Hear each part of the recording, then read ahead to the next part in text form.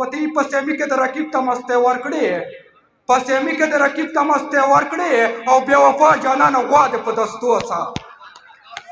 تاسو په درانه استقبال سره غواړئ ارشاد فوجي چې راشي او موږ ته خپل کلام پیښ کړي. ارشاد فوجي.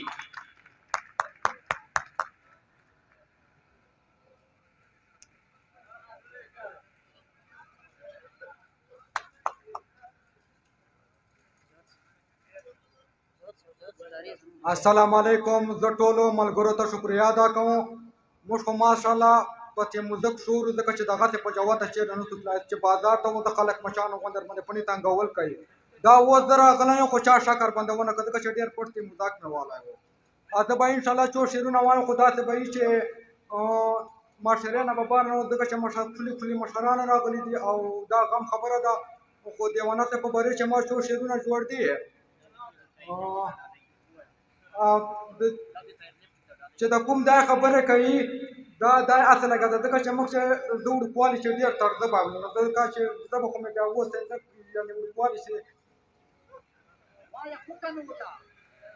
زه وړوکوالي چې ډېر طرزه به غوندوله خو دا خو بس دا درېیم کال ده چې زبان مې رخصلی ده او دا زه به ما وکړه ډېره ودېدله خو دا مې د ګانو شاعري سره مې دا زبان خلاص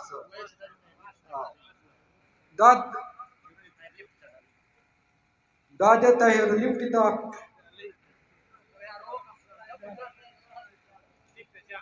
یو مې دیوانه په بارې چې داسې په موقع مې اوس یوه شاعري جوړه کړله خو حقیقت ته مزهیه به بیا انشاءالله شاته وایو.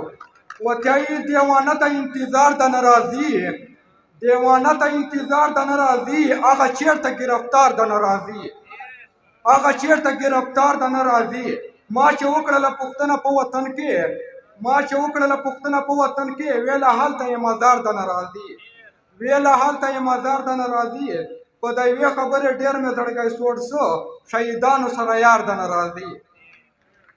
زه شاعر ارشاد فوجي یم دا شاعر و ما ته پته یې په کار د نه راځي.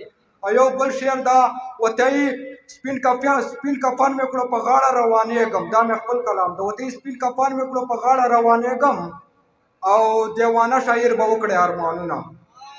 هغه یو څو مزهیه شعرونه وایو.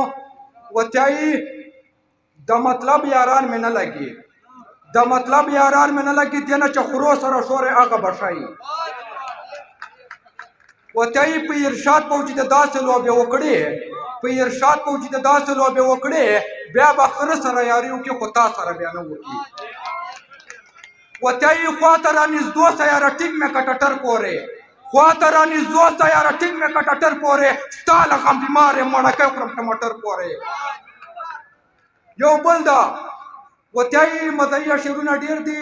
دا روزه روانه ده یو شعر ما روزې چې وختنی جوړ و. وتهیي پسېمي کې د رقیب ته مستې ورکړې او بې وفا جانانه غوا دې په دستو سه. ډېره مننه شکریه. یو نمبر به بل درکوو ښه ده. هغه شعر به وایي چې یار مې رقیب مې یار پسې